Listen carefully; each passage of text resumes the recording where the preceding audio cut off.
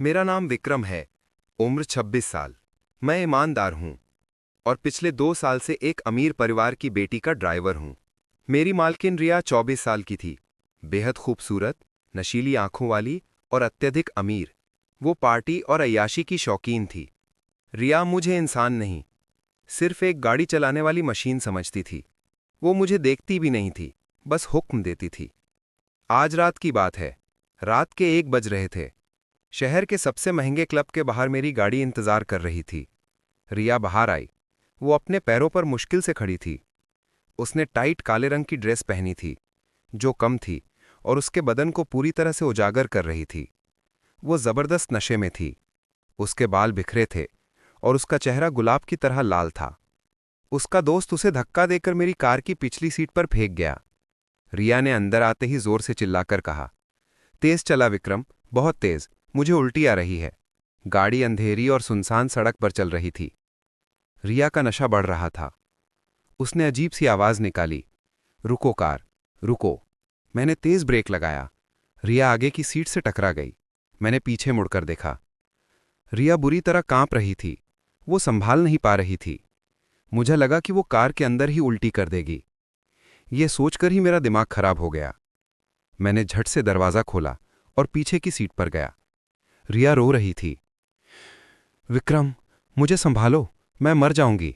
मैंने बिना कुछ सोचे रिया को पकड़ा और कार से बाहर निकाला। रिया का सारा वजन मेरे मजबूत कंधों पर आ गया। उसका गर्म और नशे में डूबा बदन मेरे बदन से चिपक गया। मैंने पहली बार रिया को इतनी करीब से छुआ था। मैंने उसे सड़क के किनारे बिठाया। रिया उलझन में थी। नशे में वो बड़बड़ा रही थी। मैंने रिया को पानी दिया। रिया ने बेहोशी की हालत में पानी पिया। रिया ने सहारा लेने के लिए मेरे हाथ को कसकर पकड़ा। अंधेरी सड़क पर दूर दूर तक कोई नहीं था। रिया की मादक खुशबू और वाइन की तेज गंध मुझे बेकाबू कर रही थी। रिया का चेहरा मेरे बहुत करीब था।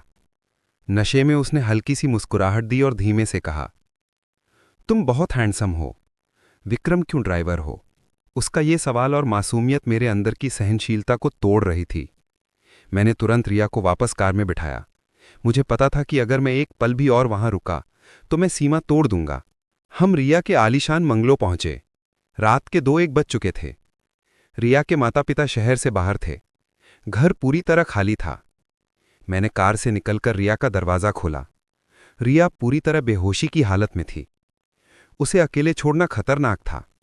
मैंने झट से रिया को उठाया। रिया का वजन हल्का था, पर उसका बेजान शरीर मेरे बदन पर कसकर चिपक गया। उसका खुला बदन मेरे हाथों को छू रहा था। मेरे अंदर बिजली दौड़ गई। मैंने अपनी आंखें बंद कर ली, पर इच्छा की गर्मी को बंद नहीं कर पाया। मैं रिया को धीरे धीरे सीढ़ियां चढ़ाकर उसके बेडरूम तक ले गया। बेडरूम विलासिता से भरा था। मैंने रिया को नरमी से पलंग पर लेटा दिया। वो बेसुध पड़ी थी। मैं पलंग के पास खड़ा था। सांसें तेज थीं। मुझे तुरंत निकल जाना चाहिए था। ये मेरी ड्यूटी थी और ड्यूटी पूरी हो गई थी।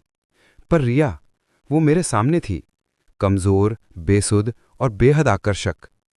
अंधेरे में मेरे दिल ने शैतान की बात मान ली। मैंने पहली बार महसूस किया कि मैं ड्राइवर नहीं, मैं विक्रम हूं और मेरे पास आज रात मालकिन को नियंत्रित करने की पूरी शक्ति है। मैंने धीरे से अपने बूट उतारे। मैंने आहिस्ता से मैं दरवाजा बंद करके पलंग के पास खड़ा था। रिया गहरी बेसुधी में थी।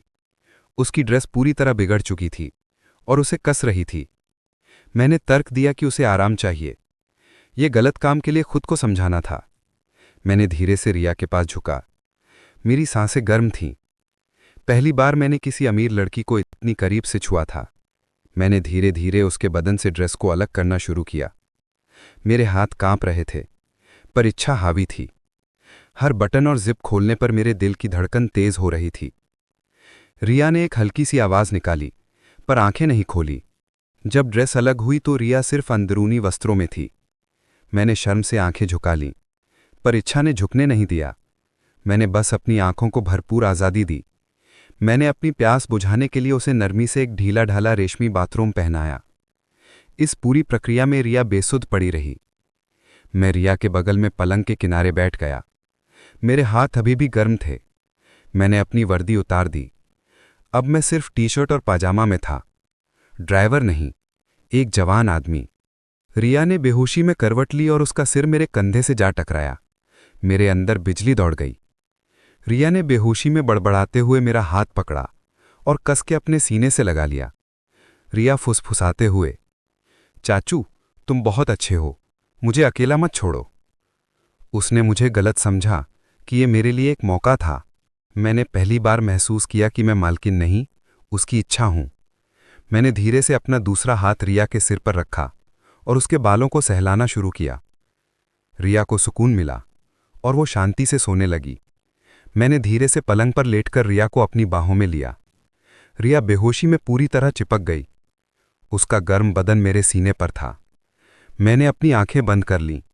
ये गलत था, अवैध था, पर इच्छा अदम्य थी। मैंने उसकी कमजोरी का फायदा उठाया। मैंने पूरी रात उसकी मदहोशी का फायदा उठाया।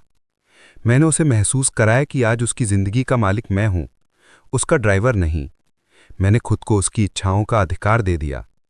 वो विरोध नहीं कर सकती थी, वो बोल नहीं सकती थी, वो पूरी तरह बेसुध पड़ी थी। मेरे अंदर का शैतान जीत गया था। सुबह होने से ठीक पहले मैं पूरी तरह थक चुका था, पर मेरे अंदर एक जीत का एहसास था। सुबह 5 बजे सूरज निकलने से पहले मैं झट से उठा। मेरा शरीर पसीने और अपराध बोध से भरा था। मैंने तुरंत वर्दी पहनी। मैं फिर से ड्राइवर बन गया। रिया अभी भी गहरी नींद में थी।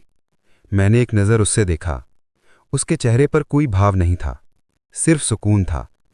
मैंने दरवाज़ा धीरे से खोला और चुपके से कार तक पहुंचा। मुझे लगा कि मैं पकड़ा जाऊंगा। मैं कार में बैठा और तेजी से वहां से निकल गया। मेरे पेट में खौफ का गोला था। 10 बजे मैं घर पर सो रहा था। मेरा फोन बजा। रिया थी। रिया आवाज कमजोर पर कठोर। विक्रम तुम कहाँ हो? तुम्हारी हिम्मत कैसे हुई रात को गायब होने की? यहां कौन छोड़ कर गया मुझे? मैं चौंक गया। उसे कुछ याद नहीं था। नशे ने उसकी याददाश्त पूरी तरह मिटा दी थी। विक्रम, मैडम मैं आपको घर छोड़कर निकल गया था। आप पूरी तरह ठीक थीं। शायद आपकी किसी दोस्त ने। रिया गुस्से में, चुप रहो। तुम आज ड्यूटी पर लेट क्यों हो? तुम्हारी हिम्मत कैसे हुई मुझे अकेला छोड़ने की? अगर तुम्हें कल तक नौकरी चाहिए तो फौरन आओ। उसने फोन काट दिया।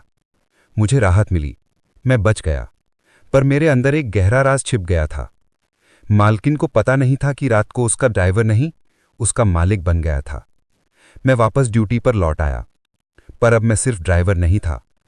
मेरे अंदर एक जीत थी और रिया के प्रति एक अजीब अधिकार का भाव था। रिया बिल्कुल सामान्य थी, सिवाय इसके कि वो थोड़ा सहमी सी थी। उसने अजीब सी खरोंच और दर्द महसूस किया, पर नशे की वजह से उसे याद नहीं था। एक दोपहर रिया पिछली सीट पर बैठी थी। उसने गुस्से में कहा, विक्रम तुम मुझे आजकल अजीब लगता है। तुम गाड़ी चलाते हुए मुझे बार बार क्यों देखते हो? तुम्हारी आंखों में क्या है? विक्रम, आंखों में गहरा भाव। मैडम, मैं सिर्फ आईने में सड़क देख रहा था। पर हां, बदल गई हैं। आप पहले से ज्यादा शांत लगती हैं। रिया झुंझला गई, पर चुप हो गई। उसे महसूस हो रहा था कि कोई चीज बदल गई है, पर वो पहचान नहीं पा रही थी। मैंने जानबूझकर रिया को एक ऐसी निशानी दिखानी शुरू की जिससे उसे याद आए। एक शाम रिया को अकेले छोड़कर मैं चाय बनाने गया। मैंने जानबूझकर टेबल पर वही गुलाबी वाइन का कॉर्क रख दिया जो उस रात उसके कमरे में खुला था। रिया ने जब वो कॉर्क देखा तो चौंक गई। उसकी आंखों में शक और तेज दर्द आया। रिया, ये कॉर्क, ये यहां कैसे आया? ये वही वाइन है जो उस रात। वो घबरा गई। उसने तेज आवाज में मुझे बुलाया। रिया, विक्रम, तुम चुप क्यों हो? तुमने मुझे घर छोड़ा था। तुम पूरी बात क्यों नहीं बताते? विक्रम सामने आकर आंखों में घूर कर, मैडम मैंने आपको आपके बेडरूम तक छोड़ा था। आप पूरी तरह बेहोश थीं। मैं आपको अकेला कैसे छोड़ देता? मैंने आपकी मदद की। रिया, किस तरह की मदद? मैंने अपने बदन पर खरोंच देखी है। तुम वहां क्यों रुके थे? सच बोलो। विक्रम, हाँ मैडम, मैं रुका था। आप बेसुध थीं। आप मेरा हाथ पकड़ के बड़बड़ा रही थीं। आपने मुझे अपना चाचू समझा था। और हां, मैंने उस रात आपका फायदा उठाया था। रिया पीछे हटी। उसका चेहरा सफेद पड़ गया। वो आंसू रोक नहीं पाई। रिया कांपते हुए, तुमने तुमने मेरे साथ क्या किया? मैं तुम्हें जेल भेज दूंगी। तुम सिर्फ एक ड्राइवर हो। विक्रम, हां भेज दीजिए, पर सोचिए मैडम, आप दुनिया को क्या बताएंगी? आप पार्टी में नशे में बेहोश थी और आपका ड्राइवर आपके बेडरूम में था। आपका नाम भी खराब होगा। विक्रम ने धीरे से आगे बढ़कर रिया के गाल पर हाथ रखा। रिया ने विरोध नहीं किया। विक्रम, मैडम, मैं आपकी मजबूरी नहीं बनना चाहता था, पर आपकी नज़र में मैं कभी इंसान नहीं था। उस रात मैंने सिर्फ अपना अधिकार लिया था। मैं आपसे कोई मांग नहीं रखूंगा, पर अब आप जानती हैं कि आपका ड्राइवर कौन है। रिया ने कमजोरी महसूस की। वो जानती थी कि विक्रम सही कह रहा था। वो चुप रही।